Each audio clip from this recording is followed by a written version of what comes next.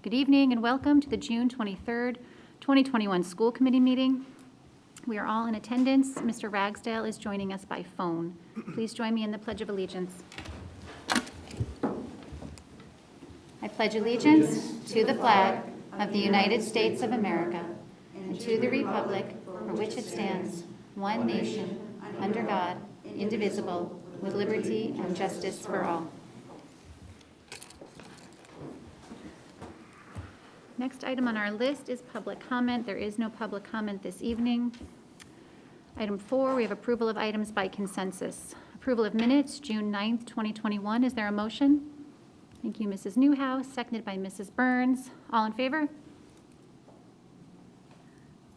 That is yeah, thank you. That is unanimous. I'm like, how do I do that? We have some warrants, G 441, 442, 443, 444, 445, R 228, L 85, and FS 59. Is there a motion? Thank you, Mrs. Newhouse, seconded by Mr. Fennelly. All in favor? I say yes. That is unanimous. Thank you. We have warrant CB 16. Is there a motion? Thank you, Mr. Samaha, seconded by Mrs. Plowman. All in favor? Tracy, that is one. Yes. David is a yes. Mrs. Byrnes is an abstention. Thank you. I can vote on that one. Payroll ending 6/9/2021, 6/16/21, and 6/23/21. Mrs. Byrnes, thank you. Seconded by Mr. Fennelly. All in favor? I vote yes. That is unanimous. And warrants sped 39, 40, 41, and 43.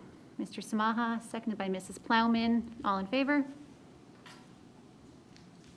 I say yes. Okay, and so that is 2 abstentions, Tracy. Thank you. All right, if it's okay with the committee, we're going to actually move up the Wilmington High School Athletics Stoneham Hockey Co-op update. Ms. Mia Muzio is here. Is that all right? Yes. Okay, all right. Ms. Muzio, come on down, or wherever you're headed. Thank you. Hi, everyone. Hello. It's going to be hard for me to look at everyone. I'm here tonight proposing a varsity girls hockey co-op program with Stoneham High School. The proposal is based on decreasing participation numbers and lack of incoming girls hockey student athletes. With the future projected participation numbers, the WHS varsity girls hockey program will not be able to continue competing without the establishment of this co-op team. Just to go over a few of the numbers, 2020, 2021, we had 12 skaters, 2 goalies, and one of those was an 8th grader. Actually, prior to that, we had 15 skaters on the team before that, so 14 skaters and 1 goalie. 21, 22 projected numbers, 7 skaters and 1 goalie, no incoming 9th graders with the potential for 2 to 3 8th graders. Unfortunately, with our with the limited numbers, I don't think it would be responsible to rely on the possibility of 2 to 3 incoming 8th graders. Beyond that, there is an opportunity for a 7th and 8th grade waiver, but with regards to safety, I don't think that it is appropriate to have 7th grade females participating against seniors in high school. It would be, again, with Stoneham High School, who currently has 10 skaters, no goalies, which would put us at 17 skaters and 1 goalie, which is a healthy hockey team, considering the shifts that you have to put in and the time of the game. User fees, Stoneham does have user fees, but they will not be charging us a user fee for our participation on the team. Coaches, there would be co-head coaches, so we've all felt that it was very important to have Wilmington representation within the program. So it would be a co-head coaching with our current head coach and the current Stoneham head coach, as well as the same thing with our assistant coaches, one from Stoneham and one from Wilmington. Ice time, the team would practice and play at Stoneham Arena, which is where a lot of their time was already. Practice and games times are to be determined, and we would split the cost of ice with Stoneham. The length of time, this would be a 2-year co-op program based on the need to provide our student athletes with an opportunity to play. as well as the goal of, essentially the overall goal of entering into a co-op is to build our program to a place where we can stand on our own. In talking to youth hockey, we're looking at a little bit of a stagnant period with regards to female student athletes or hockey players coming into the high school. So there is always an opportunity to extend this, but for now we are sticking with a two-year option so that hopefully in 2 years we can have some more interest. Beyond that approval, the Stoneham High School and myself brought this to the Middlesex League athletic directors to present a possibility of a co-op between the two teams, and it was approved by the Middlesex League athletic directors. So I am here seeking school committee approval to move forward with a varsity girls hockey co-op between Stoneham High School and Wilmington High School. Okay, thank you. Questions or comments? Mrs. Byrnes? So if you could just, when our students compete, if we do go into this co-op, under what uniform do they wear? How is it represented within the league? Yeah, so we have talked about this, and there would be a mixture between wearing Wilmington jerseys and wearing Stoneham jerseys. I don't think that it's fiscally responsible for us to buy new hockey jerseys. They are very, very expensive. We could even do a patch on either one of the jerseys to show that they are a co-op, but we have discussed the possibility of there being a half and half with regards to wearing Wilmington jerseys and wearing Stoneham jerseys. Okay, very good, thank you. You're welcome. Mrs. Plowman? I was just going to say, I appreciate your initiative to preserve the opportunity for these girls and to not have this program dissolve. So I thank you for taking that Thank you. initiative to do that. Other questions or comments? Mr. Fennelly? So I know we said that Stoneham has a user fee, we do not, and they would not charge us a user fee. Did I understand that correctly? Yes, they work their co-ops in a way that if we felt the need to charge a user fee for that particular program, then we can. But I believe we're in a position to, considering we were already paying for a significant amount of ice at Stoneham, in addition to our Resusha ice, we will be in a good enough position to be able to make sure that they don't have a user fee. So no other significant financial impacts from this? No. Thank you. Thank you. Mr. Smaha? I'd like to move that the Wilmington School Committee approve the girls' hockey co-op with Stoneham High School. Is there a second? Mr. Fennelly? I just had one more question, sorry. I was going to wait for everyone. Sorry, I thought it was. That's okay, no, we can We're still done. discuss. And David, if you have anything you want to add, let us know.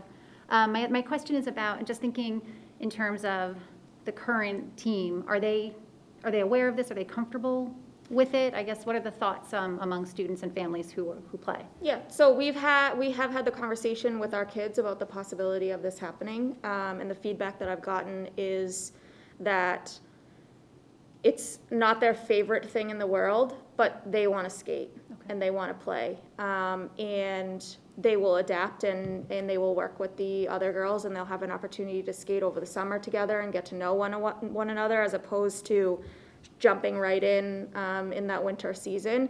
I think, the fact it not being their favorite thing is associated with the fact that they want to have their own representation in their own program. But I think we are in a position where we could very well lose girls hockey in Wilmington if we don't put ourselves in a position to kind of generate the interest and generate the ability to be successful, with another program, which in turn, and there will be a lot more pieces coming from the athletic department with regards to how do we generate interest in certain athletic programs. But I think this is the first step in putting the girls in a position to be able to play, which in turn makes sure that we can have longevity within our girls hockey program. No, that makes good sense. My follow-up question is, there are no, girls that could come up out of nowhere, like track, for example, you don't always know going in who's actually going to, but is hockey sort of, you've talked to youth hockey, and there's a pretty, we would know if there were some other 8th graders or even incoming freshmen who Yes. were interested? Okay. So we spent some time talking to 8th graders We had some 8th grade meetings at the middle school. We have had the current players reach out to middle school, as well as the current booster group reaching out to the middle school. And like I said, there was the possibility of 2 to 3 8th graders. That does require a middle school waiver, and that would probably put us at a position to have about 11 skaters. But if you think about shifts in hockey and how quickly things move, and it is an intense sport and there is injury, you know, we could be putting ourselves in a position to make it halfway through the season and not any farther than that. So I think from all the research that we did and all the information that the coaches, myself, and the boosters gathered, we wouldn't have enough, even in the next 2 years, to put ourselves in a position to kind of be where we need to be. Okay. I don't think this is a discussion for tonight, but firsthand personal knowledge, I think unfortunately there are many girls, freshmen, 7th, 8th grade, going to private schools to play hockey. So we're losing a good number of them to that. So I think that's something that the school committee should definitely continue to look at, of why we're losing these students. Thank you, Mrs. Yeah, I think Nance. that falls hand in hand with club programs across the board for every sport. They're really crushing high school sports. If I just may jump in, and it is a topic for a different night, for Yeah. certain, but not just the exit of students, but also what does the landscape look like for some of our other sports programs that Mia and I have talked about, and the longevity piece. You know, we've talked here recently, of course, about pursuing co-op for a different reason, that is to try to get off the ground a program, swimming, right, that we didn't have. But this is a different approach, and it's an approach that we're sort of unfortunately being backed into. And on a very 20,000-foot broad view, it sounds like numbers that Mia's, you know, in a year, and again, reminding everyone, she's just been here a year, and as she gets settled in, but I know, because she shared with me, that there is some growing concern about some of our other numbers that are upcoming. And while that could change, if it doesn't, we're probably going to have some more expanded conversations around sustainability for some of our programs, because similar to hockey, there could be some on the horizon, and that, you know, I know is a larger conversation at some point that we're going to have, I think. Mrs. Byrnes. So, you know, I think the priority is offering our students the opportunity. I think that is vital, and I understand. And you never know, even with the difficult times, what positive outcomes can arise from it. But in having this discussion, it sounds to me, and if I read too much into it, please let me know, that we're not the only public school district facing similar situations with their athletic programs. Mm-hmm. So coming from a couple of years ago, I did some research on other aspects, and coming from a small town where hockey wasn't a sport, and then talking to the AD who's still there after, I won't say how many decades, but it's a stipendary position in this school district I grew up in and I graduated from, and just seeing how he has expanded that athletic program solely through co-ops all over Rhode Island, in talking to other ADs, and because there's similar interests, and if you can create and vitalize a program, even sustain it until it can get a second breath. I think it's imperative, because I think, as we've discussed, I know I'm beating a dead horse, but I think athletics is just so important for our students, and some learn through that process in their academics. And having that outlet and having that ability to access that and promote wellness and well-being for the rest of their lives, I think is essential. And I think I'm very, to kind of couple with what Mrs. Plowman said, I am very grateful that you took this initiative to research, to work, to recognize it, and to find a solution to that, so that our kids can play. And it just may generate interest in the long, you know, anything's possible. Absolutely. So, thank you. All right. Anything else? All right. We have a motion and a second, so all in favor of approving? I say yes. It's unanimous. Thanks, David. Thank you all very much. Thank you, Mia. Thanks, Mia. All right, so why don't we, we'll head to Superintendent's Report, and then following that, why don't we invite Linda in? Does that sound okay? Sure. Okay. That's great. All right, so All right. over to you. Thank you so much. Good evening, everyone. There are a few items tonight listed under this section, and I'll tackle some, and I'll ask Ms. Elliot to join too if she wants to just expand upon anything here. Going in order, 5A, cafeteria meals update and pricing. So you will see the information that is included here from Ms. Palin in the packet. And, you know, most noteworthy is the fact that it will be the case that continuing into next year, meals for students will remain free, as we understand it throughout the course of the school year. That's not just a Wilmington decision, but it's a federal decision, as I understand it. So there is no price increase for students, and so we point that out. The increase or the pricing there does reflect the staff. When staff do pay a nominal fee for their respective food if they so purchase it.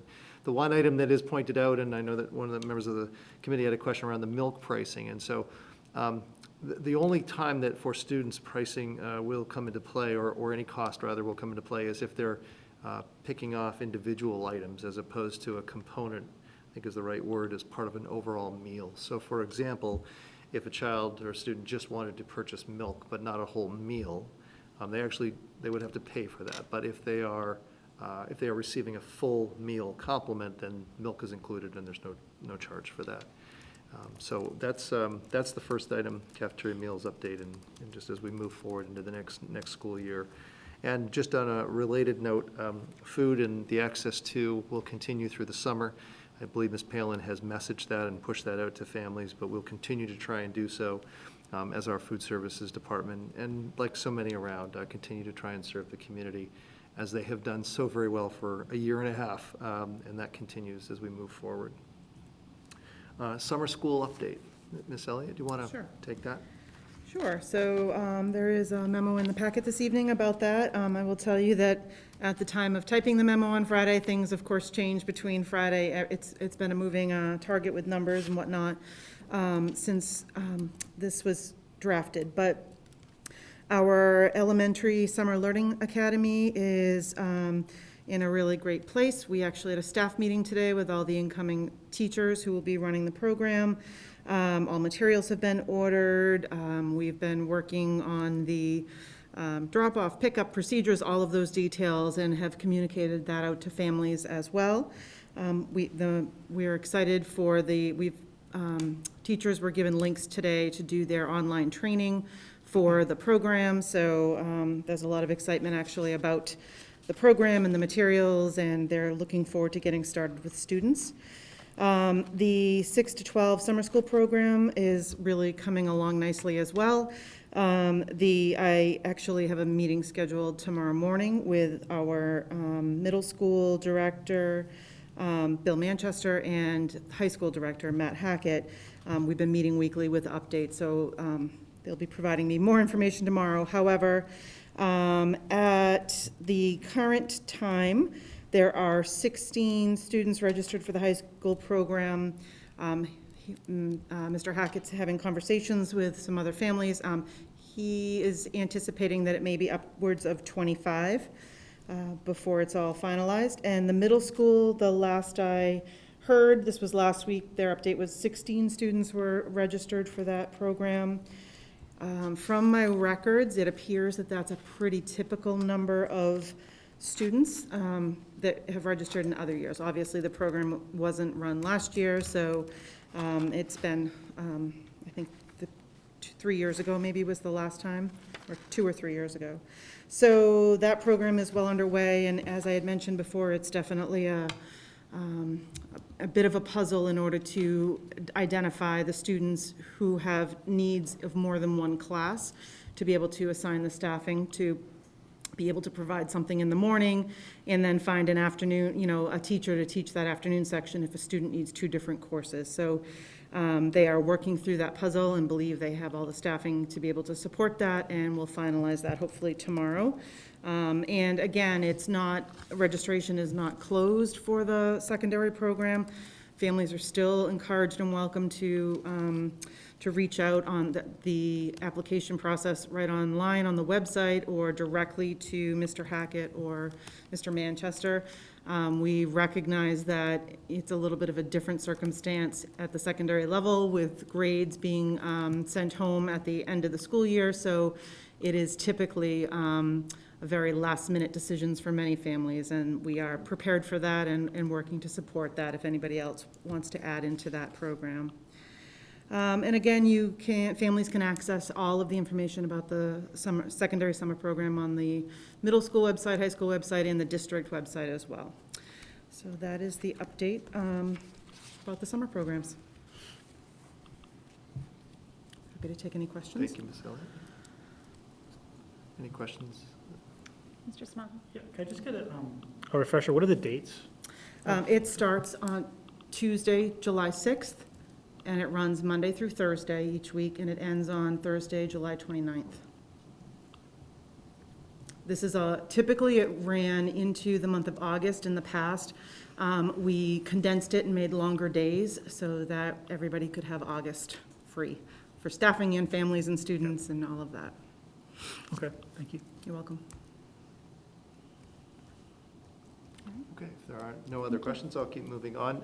Item 5C, the social emotional. Actually, Glenn, can I jump in here quickly? Oh, sure, David. Sorry to interrupt.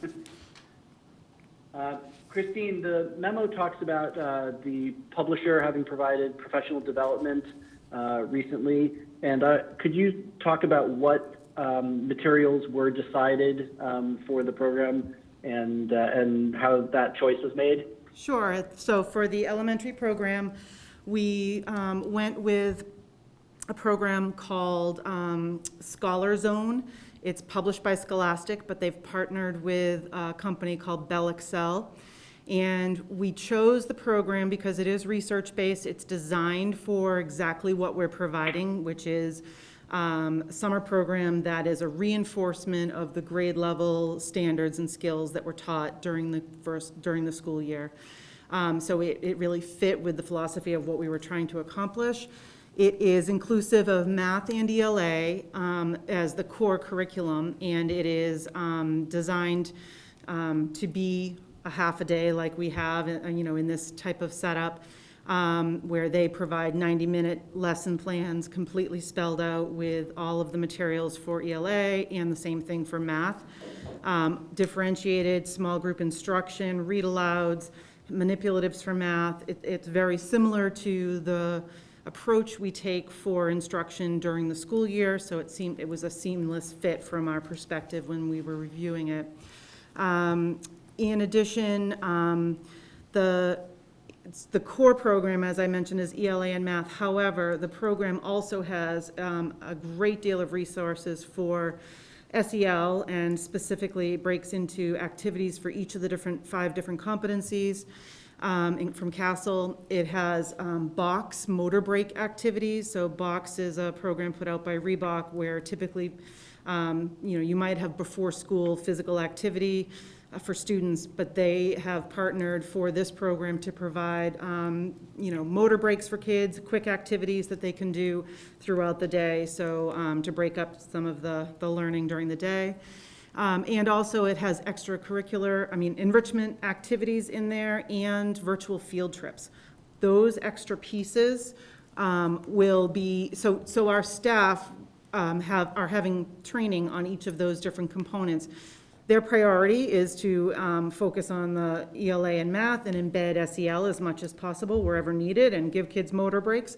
But there's enough curriculum materials that we could probably do a 10-hour day and still not get through it all. So the idea here is to be able to share all of those resources with families, and we have a link that will be going out to families this week so they can access all of those additional resources throughout the entire program, and then also throughout the month of August. We still have our license through the end of August. So that will be, more information will be shared with families about how to access all of that soon. But basically, we felt that the program just really checked all the boxes of what we were looking for, and knowing that we had a pretty quick turnaround time, didn't involve extensive amounts of preparation and planning for teachers in advance, and we also wanted to be able to purchase a program that led to a consistent delivery of instruction over the summer for our students. And is this material Massachusetts specific, or is it more general in the idea that the teachers will choose the most relevant parts? It is Common Core aligned, so there are, obviously a few different factors in Massachusetts frameworks, but they're minimal, considering that this is really a review of the most prevalent standards that, so the high focus area standards. So it's aligned to what I would say to our frameworks. Thank you, Ms. Elliott.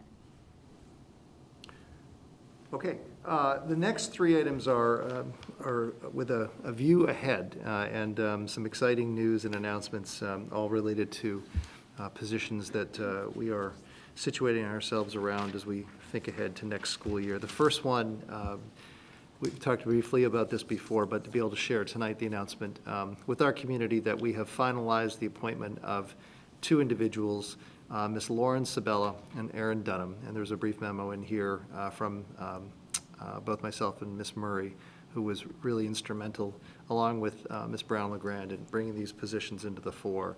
And we were very excited to have both Lauren and Aaron join our district as their social emotional learning and family engagement specialists.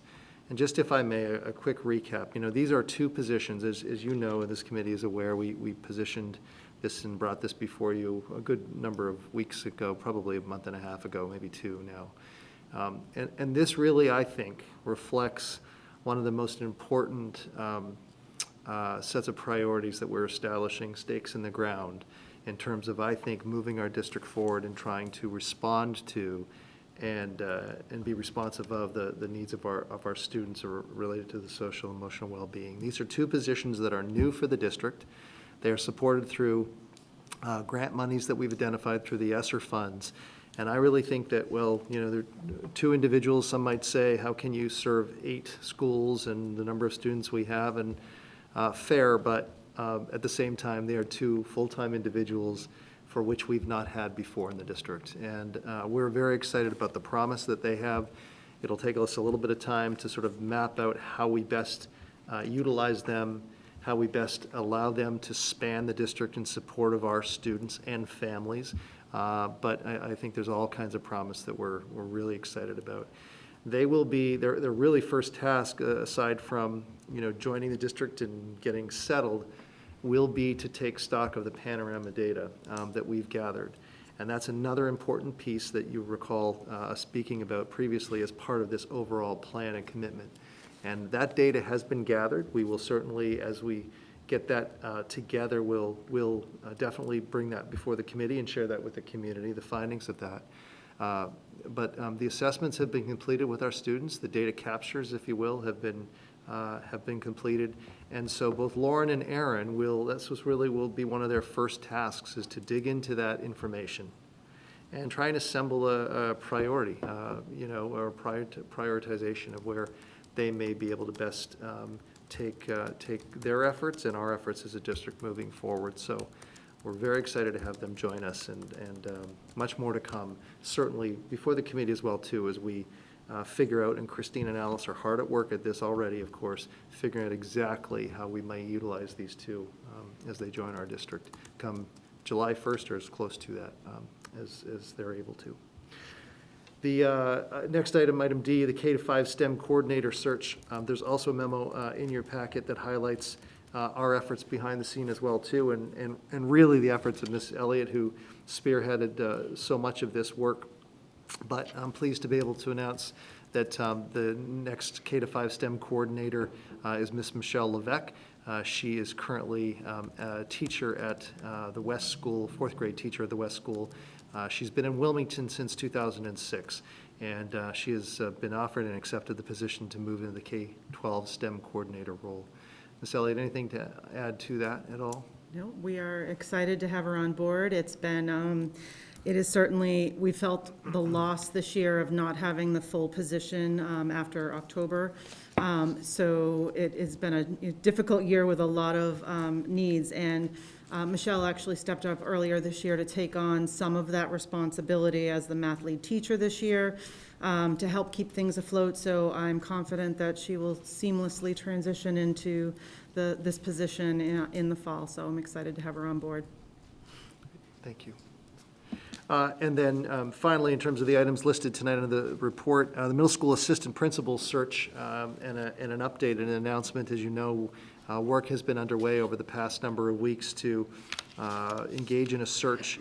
We had Mr. Brian Kyra, who is in an interim capacity this school year in that role, and the district did go out for a search. Recently, we had 3 finalists that their candidacies were being explored, but I'm pleased to be able to share tonight that Mr. Brian Kyra has been appointed after the search completed and conducted as the permanent assistant principal at the middle school going forward. If I may, just a couple of pieces of information. This was part of the announcement shared with the middle school community, but in addition to obviously serving as the interim assistant principal for the past year, he served as a grade 6 middle school teacher for 10 years, or at least that amount here in Wilmington. He's also been a very active member in the community and in the middle school community as well, in particular with a variety of organizations, including his involvement in student council, Best Buddies, as well as the Boys and Girls Club. We ran this search as we've done other leadership searches in the past, and that included a screening committee that identified finalists to move forward. Brian was one of 3. And then from there, although in a more truncated way, but still a thorough way, there were site visits respectively, and members of the search committee helped participate in those to gather more information around the candidates. And ultimately, in the end, based upon the information that we gathered, it seemed like Brian was the best fit for this position, this role, and this school community at this point in time. So we're excited to have him officially join in this capacity. And then not listed, but finally, it would be certainly remiss if I didn't say we made it. We are officially done the school years. We brought the year to a close, of course, this past Monday. Was the 180th, technically, day of school. And I just want to take this opportunity and thank our amazing staff for all of their work, their hard work and dedication this past year. The work and dedication of our students who hung in there as well, and obviously forged their new pathways through, and for the patience and support of our families as well too. I think everyone can appreciate that it was a trying year on so many fronts, but I believe we ended the year stronger, and I think well positioned and situated to move forward into next school year. Not unlike any other year, work is already well underway. I can tell members of the committee and community that, with our school leaders having met yesterday, in fact, plotting our course for school reopening, and all of the respective preparations that will indeed ensue to get us ready for school for next year. More updates to come when we meet next at the end of July, but I just wanted to share that. And with that, unless there are any other questions, that's my report tonight. Thank you so much. Questions or comments? Mr. Smaha?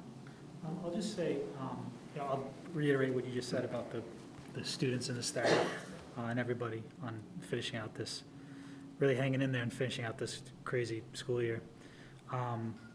In regards to the SEL positions, I think that just as in way of a comment, I think it's a step in the right direction for us as a district. I think it's really sending the right message to the community, to families, that in Wilmington we do value kids' social emotional learning, and I think it's in some ways it's putting our money where our mouth is on this. So I really appreciate that, and I'm also excited to have a K through 12 STEM coordinator. I think that's going to be a fantastic, having somebody do that full-time. I wish it was K to 12. Did I say K to 5? You said K to I said- 12. It's K to 5. Oh, K-5. It says K-12 in the, Does it? I misspoke. I said it is K to 5, and so I apologize for that confusion.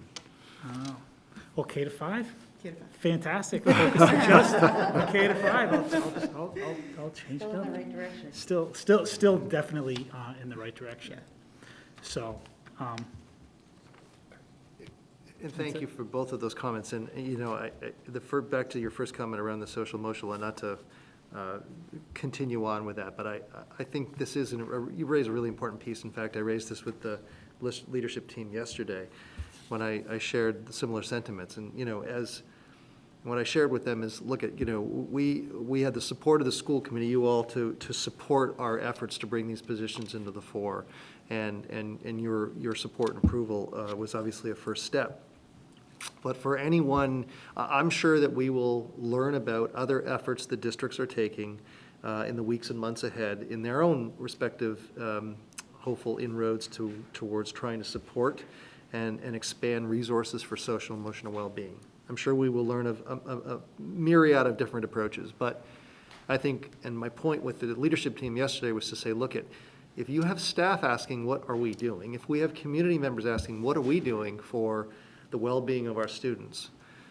We're making some pretty significant investments fiscally to support 2 full-time positions, the commitment to utilize the Panorama data suite to capture information, and also, although a little bit of a delay, the William James interface, right, a community-based access resource that will unfortunately take a little bit of time before we can access that. But I think some very significant stakes in the ground that we should be proud of, that you should be proud of, and that we should be hopeful for in terms of what you know, our commitment is. I think in one of the ESSER grants, the minimum commitment, I think, for social emotional well-being was $10,000, and it's not just about the fiscal expenditure, obviously, but it is a big piece of that, and people, and 2 full-time people is, I think, a really important first step. So thank you for the comments, sir.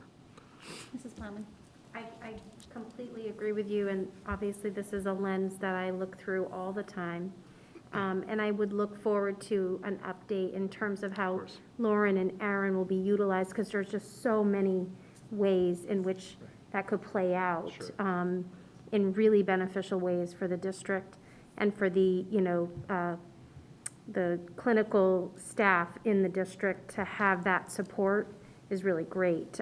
So I really look forward to that update going forward, and I have complete confidence that Ms. Murray has great ideas formulating for that, so.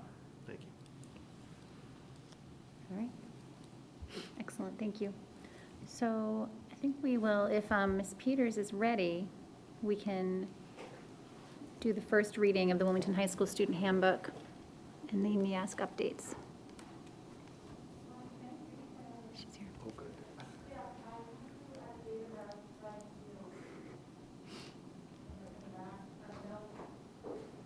Hello.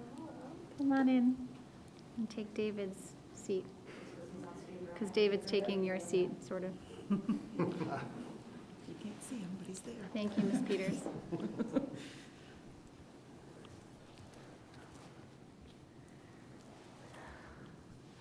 I think she needs a second chair. No, just kidding. 9X. Well, thank you. Nice for to have having you. me. How you doing? I'm going to do the handbook first, if that's okay, because it's a pretty short presentation. We really didn't spend a lot of time reviewing the handbook this year because of the time factor, but we do have 2 sections that we did update. One was on the MCAS competency determination. We just updated it from the May 9th memo from Commissioner Riley regarding the changes made to the competency determination requirements for the class of 2022 and 2023. We don't have a full set of requirements for the class of 2024 yet, but we'll include them next year. We also streamlined just a small section of the student discipline part of the handbook, really meant to just present this in a less punitive approach. I think we're trying really to set this handbook up as a guide to help students meet expectations and maintain a respectful learning environment in a positive way as opposed to a negative way. So we did make some changes to that section, even though we didn't really change any of the policies regarding discipline. And that's really all we did to update the handbook for this year.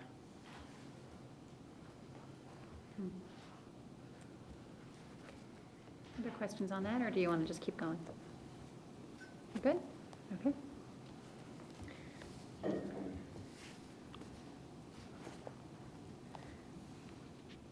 I do appreciate the feedback, Mr. Samaha. We did have a typo, and when we reviewed the vaping policy, when we actually created it and developed it, we really didn't look at the smoking policy, so it's something that we will do when we review the handbook for next year, because there are discrepancies between the smoking policy and the vaping policy. Sure. Mrs. Peters, I just had one quick question as to whether the high school had ever considered as part of the process for when there have been behavioral infractions, if there's ever like a process for referral to guidance or referral to the school-based counselor to sort of get a better understanding, especially for students who may have repeat kinds of infractions, in terms of trying to provide them with whatever skills that they might be missing or lacking that is sort of leading to those behavioral infractions. And that may be a process that probably already happens, but I wondered if that could or had been considered to be reflected in the handbook. I think that's a good idea to put into a handbook. We are trying to develop some type of guide as opposed to, an 85-page handbook, so that students and families just get a sense of how to be successful at the high school in academics and in behavior. And we do have success plans for students. We do refer them to guidance first, and then we refer them further if we need to. There's probably no formal process in place, but if we do create this guide, that would be a good idea to have a formal process in place for that. And perhaps a good utilization of these SEL staff to kind of assist you with that. Just a thought. I appreciate that, thank you. Mrs. Byrnes? I know that several years ago, the district invested in the raw screen problem-solving approach, which we've invested in that. I know we have that, and it's gone to the wayside because of the training that's required of approach, which I think it's all on the front end, which will help eventually in the back end. And I think that in conjunction with our SEL hires, that might be something that we may want to consider. Granted, I know it'd be a long process, but I think it's just as long of a process to develop a formal kind of approach. And I think in all honesty, that it would go hand in hand with the mission and I think the foresight that we're trying to gain. And I mean, nothing good comes from easy work. You know what I mean? Only good comes from tough work. And I know it is a different mindset, but I think that success of that particular one, I know there's another one out there as well, but I think if we've already invested in it to some extent, maybe reconnecting that and seeing if we can, in fact, start with pilots and expanding it within our district. Because I do think that there may have been some training done of staff, but I think things kind of transpired within our Wilmington school community that kind of stalled it. But I think that if we have the tools now, you know what I mean? I just think that may strengthen the work that you're doing, and it's just a suggestion, and since we already have money tied up in it, I think it's I still believe in the program myself, but something to consider as a resource. Well, I do think the social emotional professional development that's planned is really going to help this whole process of behavior and discipline and understanding, especially at the high school level, understanding yourself, having that self-awareness, knowing your strengths and weaknesses, and being able to handle a situation. I think that that will come once teachers are involved in that. I also think that with part of that professional development, there needs to be, I think, in my, just solely my opinion, more support within the classroom for application. You know, because it comes in so many different ways to apply that to, that there has to be flexibility and variability with regards to what's being presented, you know. And so I that's something I think I would like to see, and I think something to strengthen within our professional development umbrella is to support that application in the classroom. You know, it's one thing to take away, and it's great information, but it's applying it sometimes becomes the most, and it's so easy sometimes when you're caught up with all the changes that do come down from a variety of different areas of responsibilities to forget, you know, what you're just trying to strengthen, you know, resource skills. So, if I'm saying that correctly. Thank you.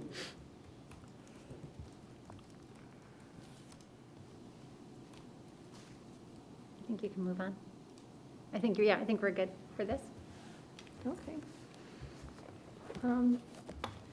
So my next presentation is on our work toward preparing for our NEAS decennial visit, which is going to take place in November of 2021, which will come faster than we think.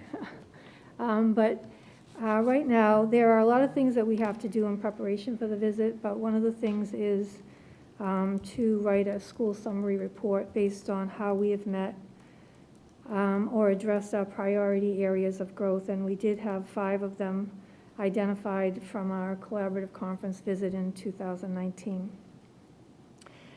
2 of the areas we have been able to work on a little bit more than the others this past school year. And one of them is the vision of the graduate, and the work that we've done is just really preliminary. There's still a lot more work to be done, and essentially this is probably going to be a multi-year initiative in terms of what the vision of the graduate really means and how it really is embedded within our culture at Wilmington High School. So the work that we've done so far is based on developing some mindsets for the vision. And the mindsets we have developed are learner, communicator, contributor, collaborator, and leader.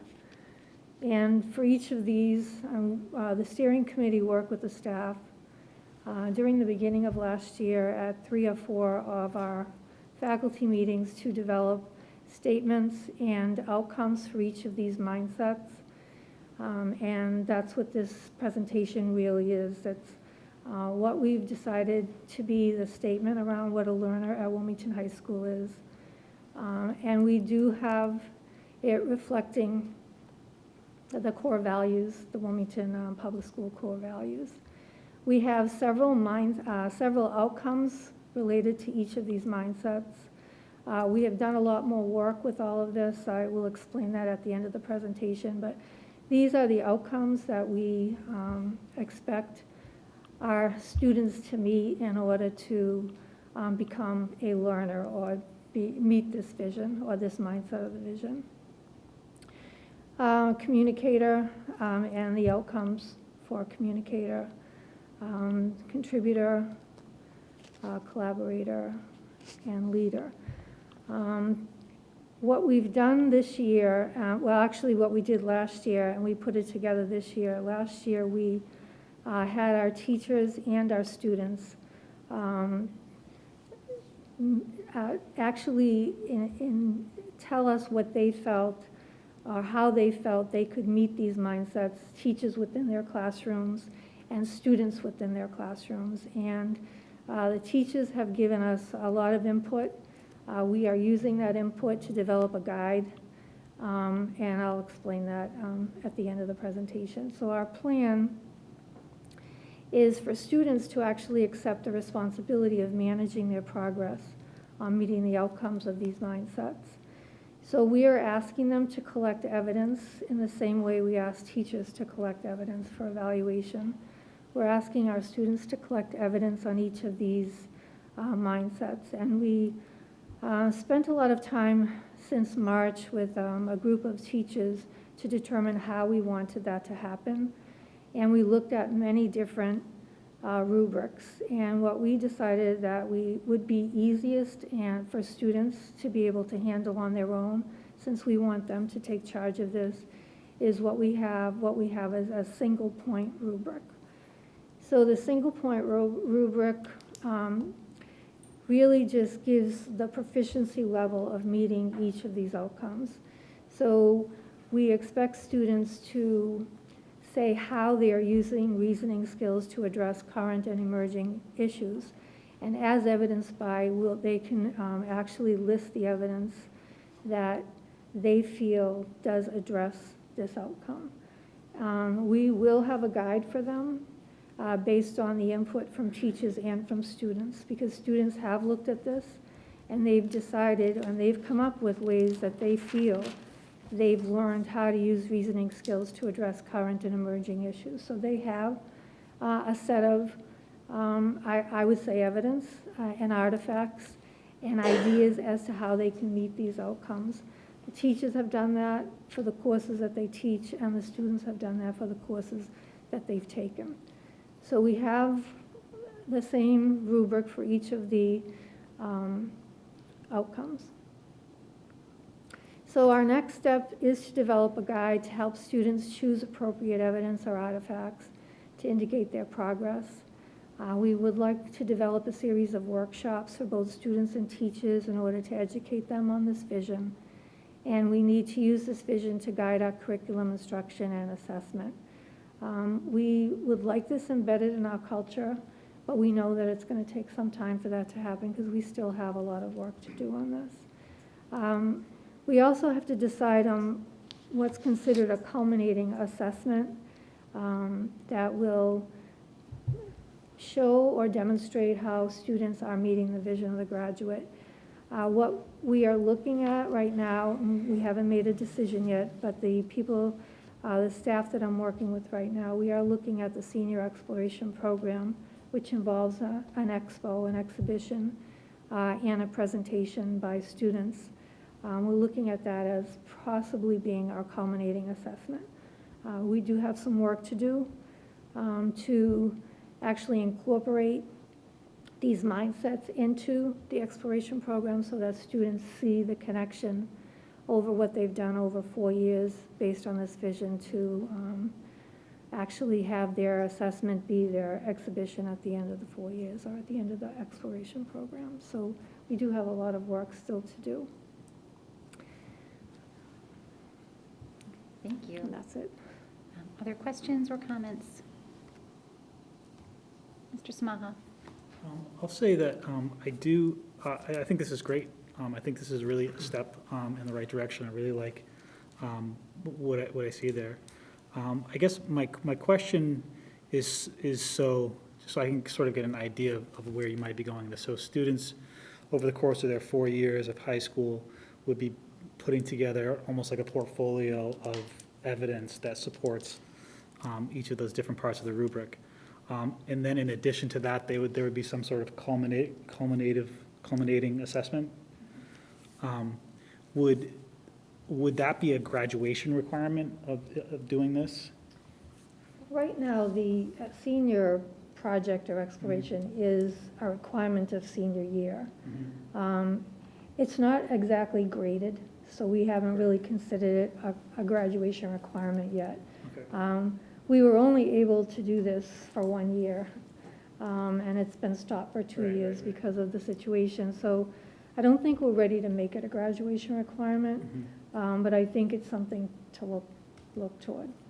Okay. All right. Thank you. Mrs. Byrnes? So I have 2 quick questions.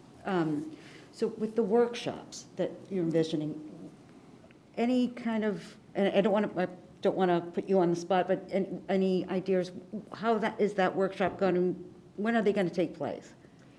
We're During what? hoping to do it during our W2 block, Okay. because they have that every other day. Okay.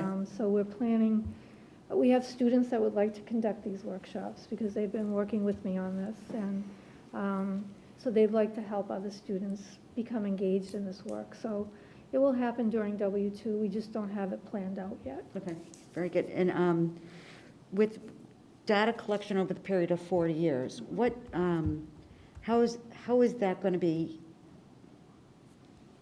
collected and sustained? And, I mean, I know like with the Navigator, there's areas of that guidance piece that they put things in over the past 4 years to kind of give them an idea of career and college preparation readiness. I just didn't know how does one collect and build. I think that's something we have to work through. Okay. I think we have a lot of ideas, Mhm. but the management of it is something that we have to work through. Very good.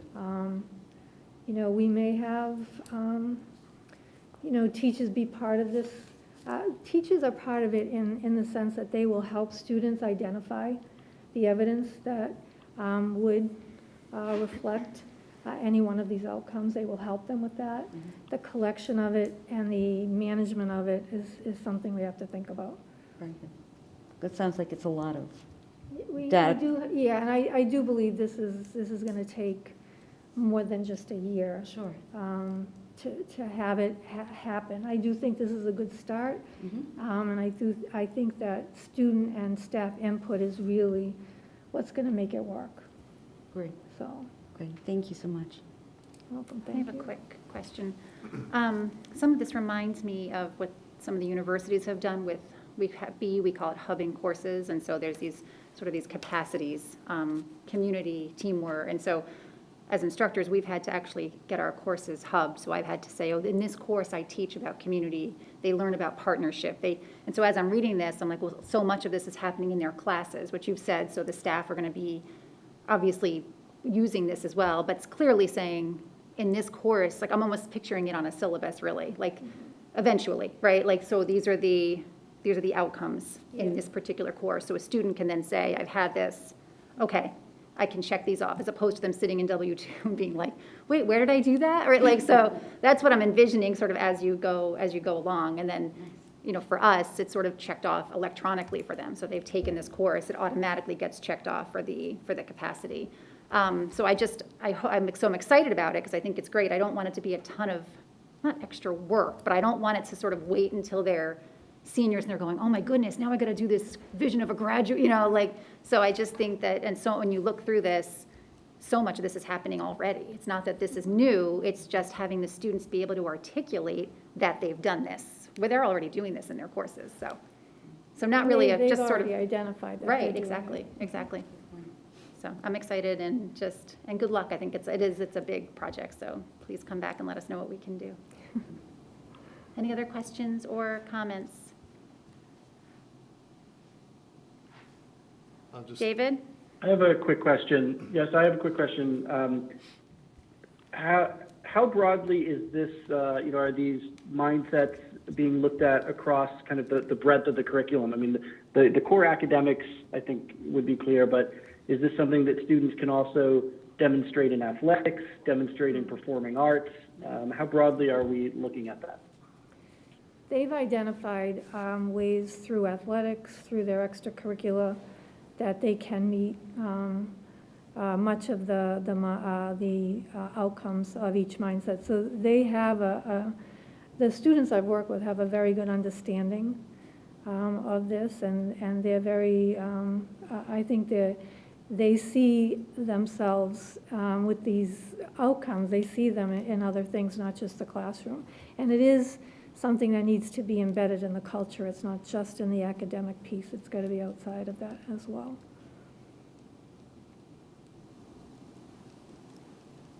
Just wait a second. There's a little delay. Okay. Talk to Brand. Did you have something?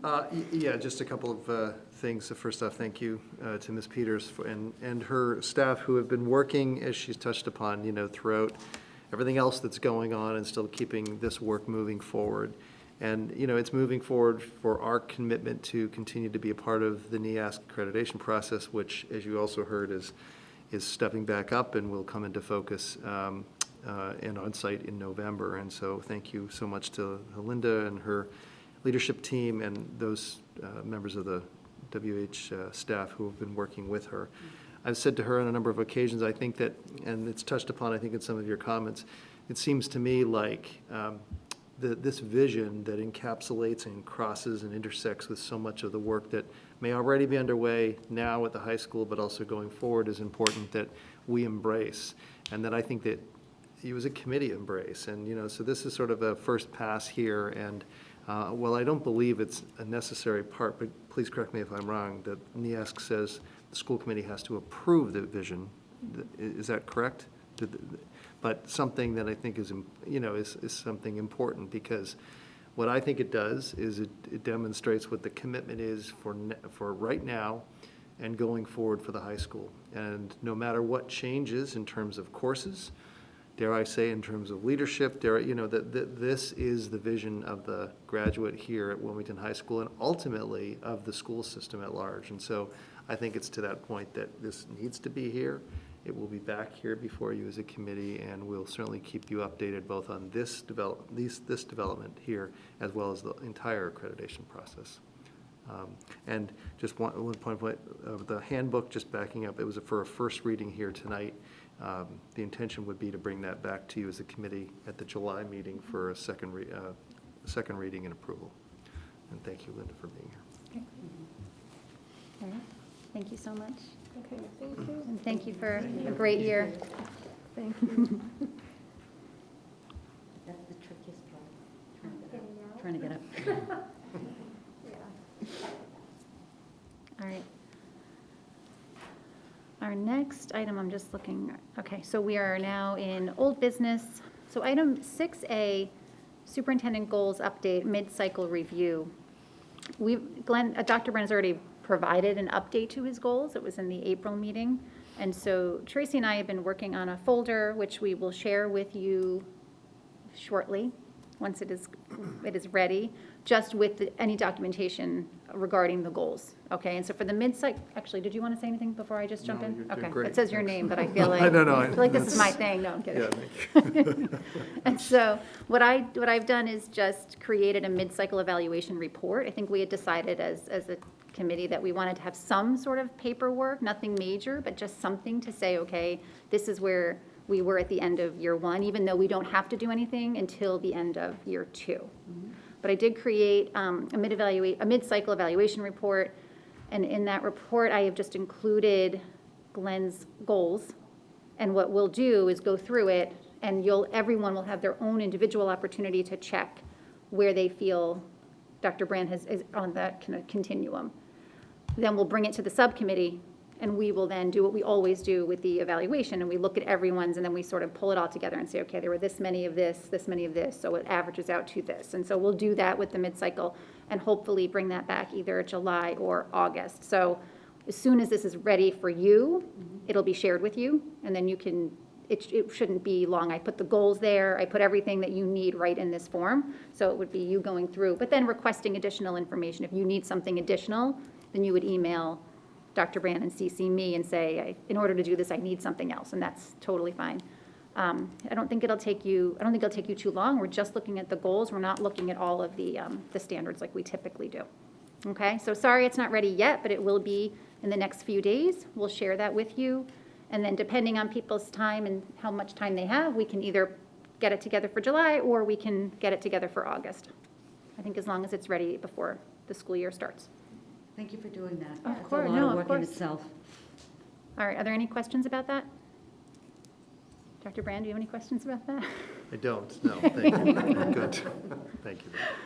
All right, our next item is pre-K through 12 school libraries donation update. Mrs. Elliott? Sure.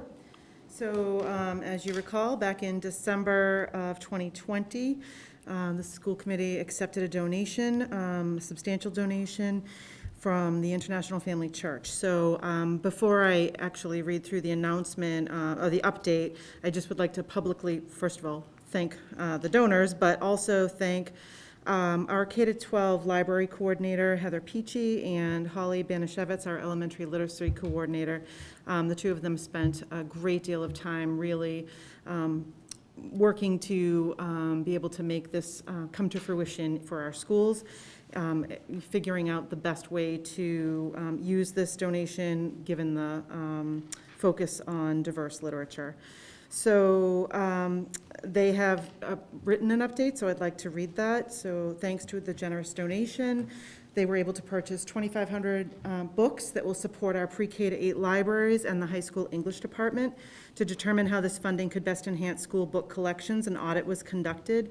The results showed that only 33% of our pre-K to 8 library book collections contain diverse topics, and it was clear that using the funding to increase diverse representation would be most beneficial.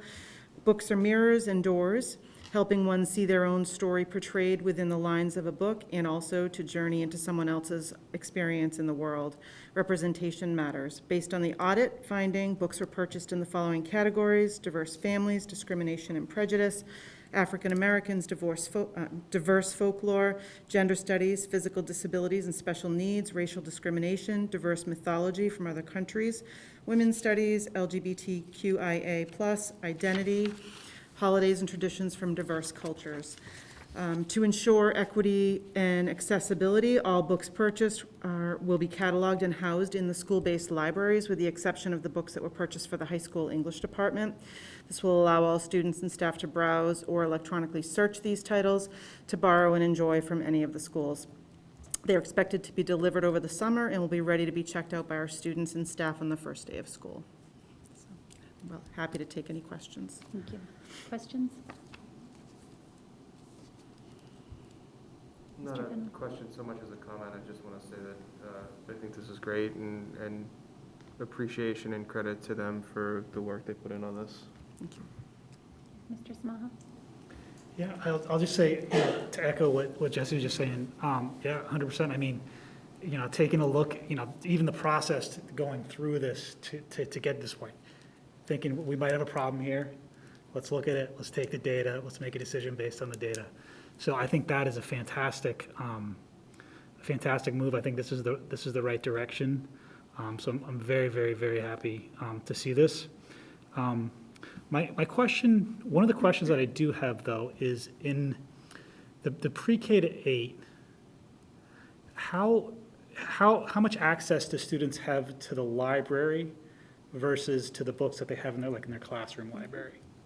So at the elementary grades, pre-K through 5, the students visit the library each week and are able to sign books out each week. So they're exposed to the new literature from the librarians or assistants, and so they have access on a weekly basis typically.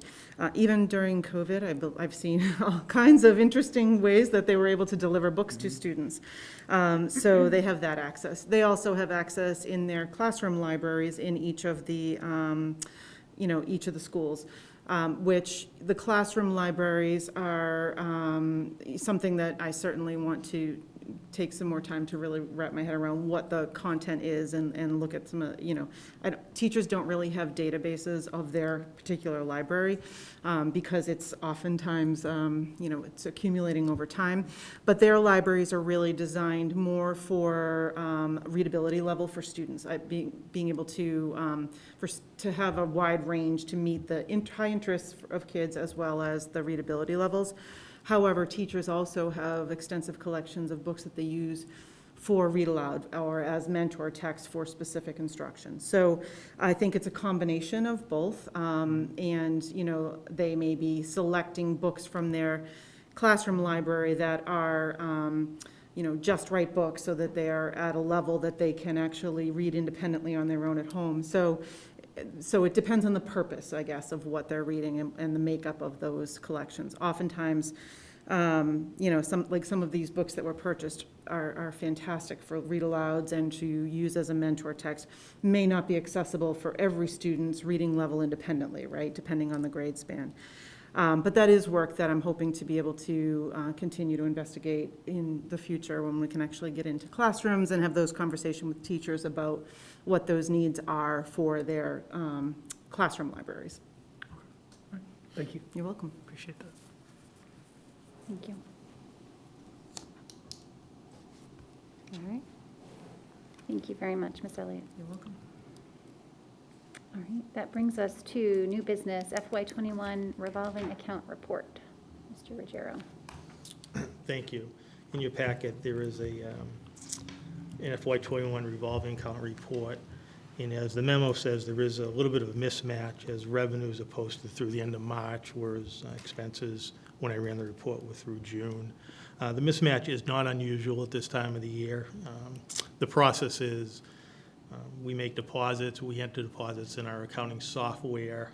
The town then waits for the bank statements to come. They reconcile the bank statement to what we've entered as revenue, then it gets posted. So it will get cleared up as we approach the end of the fiscal year into some couple weeks into July. So it all comes out in the wash. It's just a little bit of a mismatch right now. It's similar to what it's been in prior years.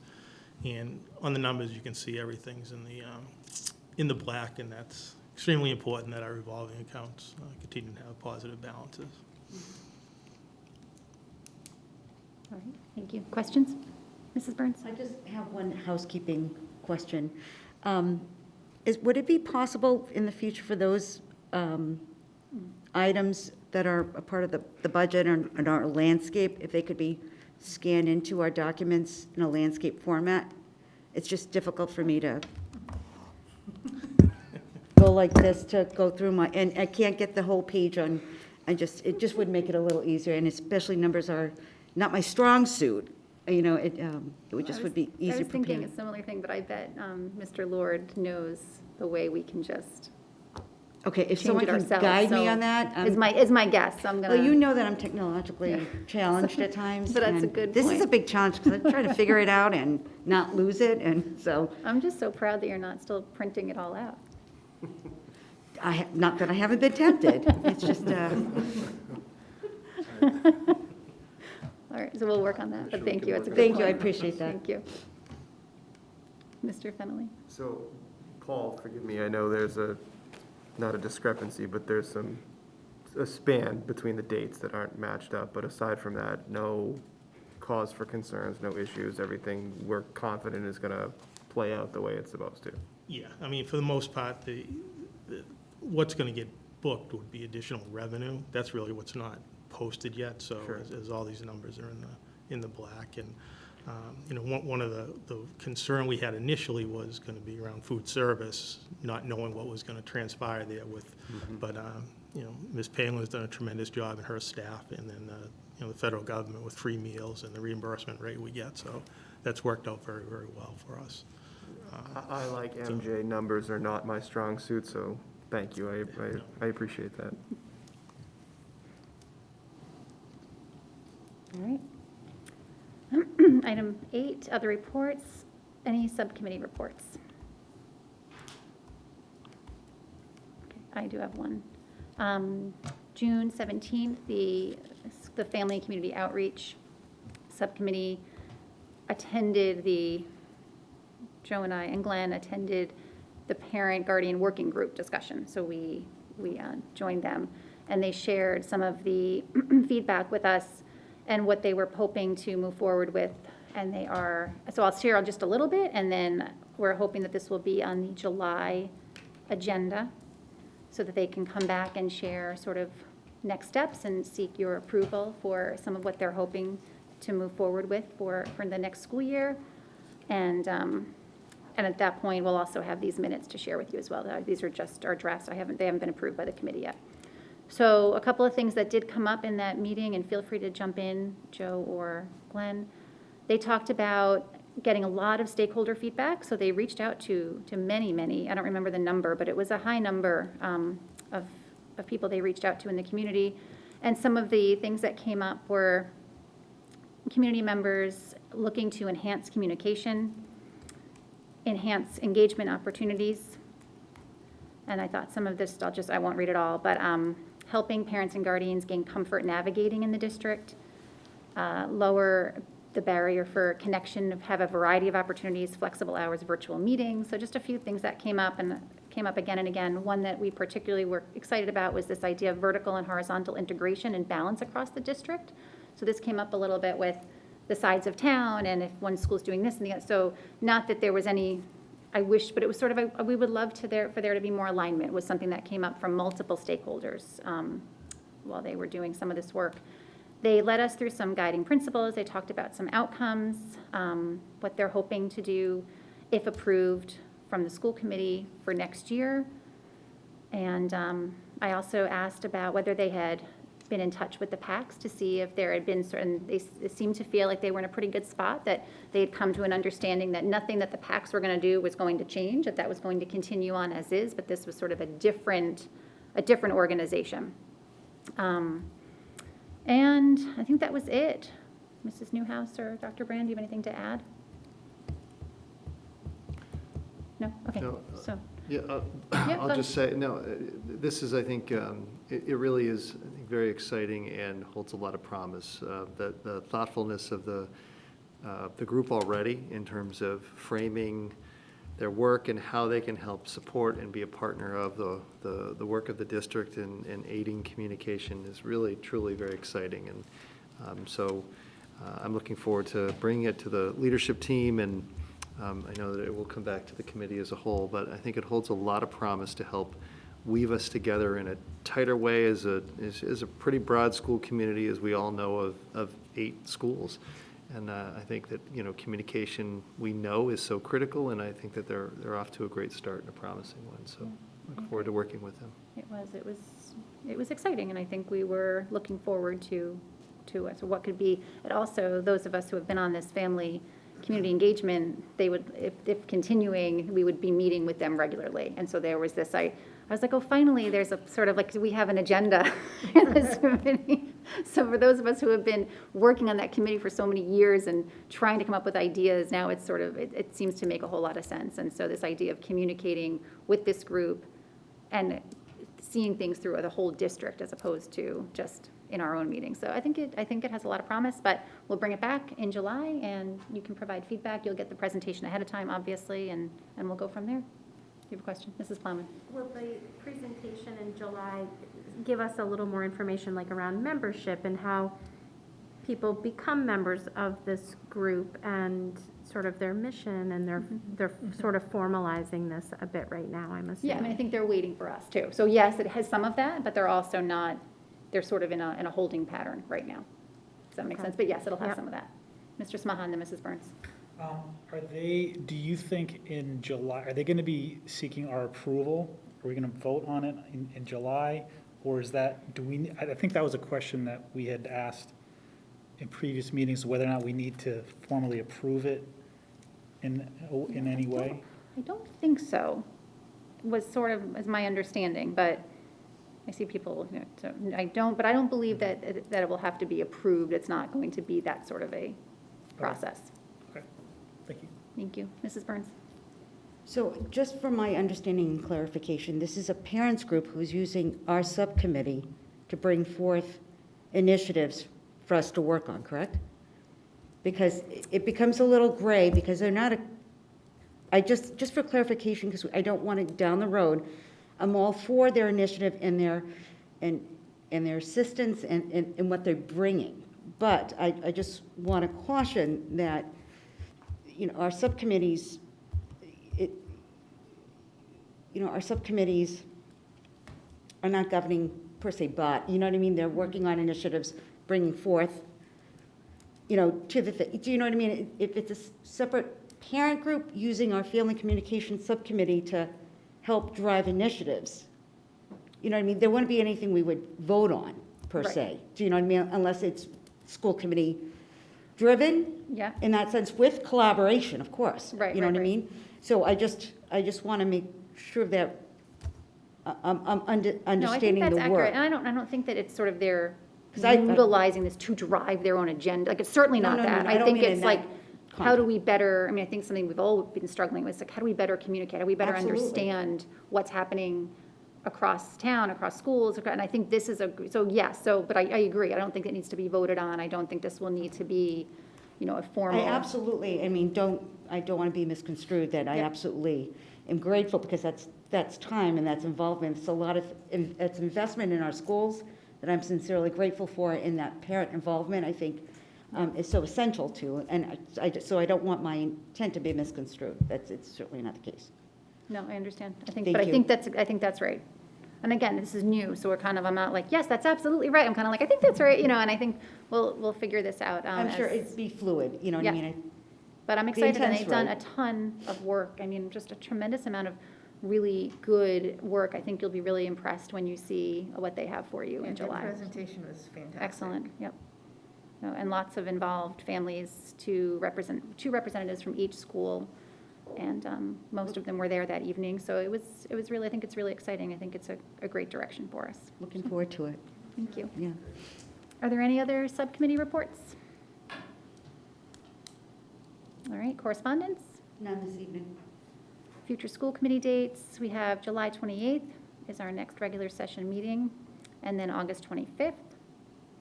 I think that's it. We probably should, yes, Can we add for dates, the reminder to parents that tomorrow at 2:00 is the meeting for the student support, special ed director, oh, the form. not Coordinator. coordinator, thank you.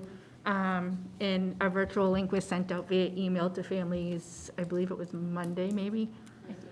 Yeah, was it yesterday? And it would be great if parents could attend. Absolutely. And that is, can we just give them the details? It's tomorrow at 2 Tomorrow, o'clock. 2 o'clock. And there was an email sent out from Student Support Services with the link to log in virtually. Great.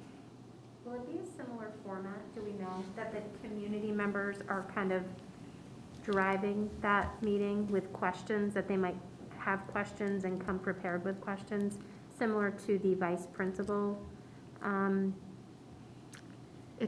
forum? It's my understanding that each candidate has a half hour tomorrow. I believe it's Miss Murray will be leading the coordination of it all. Parents can ask questions, as well as Miss Murray will help lead the way to, so the candidates can introduce themselves and so parents can learn about them.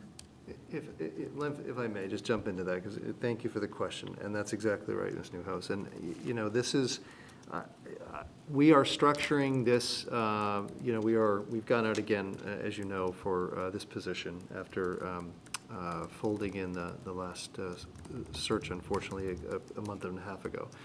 But the opportunity for these leadership positions to come before the community, both staff and community at large, I think is important. And we will continue, at least as long as I have anything to do with it, to provide these opportunities and invite members of the community. We have struggled, to be honest, in terms of attracting people and having folks come out. And that's okay, obviously, individual choices, but this is, and I want to take this opportunity to convey this very clearly to our community, that this is an opportunity in which parent guardians, caregivers, staff have a chance to, and we know it's the summer. I also know that, and I acknowledge that it's relatively short notice, but we are trying to move forward here quickly because now we're behind in this search. Unfortunately, no one's fault, but we're trying to move forward in a way, but still offer an opportunity. And so we're trying to capitalize on the virtual format or platform. We recognize it's in the middle of the day. I acknowledge not ideal, but still on balance, trying to provide the opportunities for members to attend. And to be crystal clear, these opportunities are those that it's not just an opportunity to showcase these individuals, but it's for members of our community to get to know prospective candidates and to provide feedback. And I want to stress that the feedback that is gathered anytime we hold any of these forums, whether it be with staff, for the assistant principal, or community members, is 100% absolutely reviewed. And we don't go through these motions and waste anyone's time just to say we can check a box and do it. We're doing so to try and be authentic and gathering feedback from the stakeholders and constituents of the community, and this is no different. And so I want to make that perfectly clear for folks. Can I just say, you did mention the short notice. It's also during the day, which came back to us a few times. People were saying it's very difficult for some to log on at that hour. And so I think if it is recorded and then also shared and people can watch it and still share their feedback, that might be Indeed. one more way to I gain think that's a great idea. some more. Yes. Otherwise, I think it is hard. It's 2 o'clock. And- People are working and. Right, and It's tricky. That was a misstep for the last one in terms of not recording them. Yep. But we have recorded these in the past, sometimes with the aid of WCTV, Where we have now come over the last 12 months, we will always need the partnership with WCTV, but we're taking this through, I think it's Zoom, through a Zoom platform, and so we certainly can record it and certainly make that recording available for folks that can't join live. That would be great. And I think sometimes it can be a little intimidating for some, you're like, oh, am I going to ask questions? I don't want to ask questions. Like, so they'd want to watch, but they don't necessarily want to have to be the one asking those questions. They want to see and they want to provide feedback. Mrs. Well, I'm Newhouse? going to say, Miss Murray did the last one, and I was there, and she had a bunch of questions ready. So parents didn't have to ask questions if they didn't want to, but they could be on and watching and viewing. That's helpful. Thank you. So tune in when you can. All right. I think that's it. Of course, a huge thank you to everyone, to our teachers, our administrators, our central office team. I shouldn't do this because I'll forget someone, but food services, health services, our school committee. Who am I missing? Custodial services. Yes, thank you. Custodial, building and ground, town manager, everyone, just for making this year happen. Doesn't feel like it's actually the end for us because I feel like we're just continuing, like it doesn't feel like there's an end point. But I hope that people do have a chance to rejuvenate and take some time off, enjoy being with their families and. Say IT, I see Ken. IT. A central office, I think, encompasses a lot.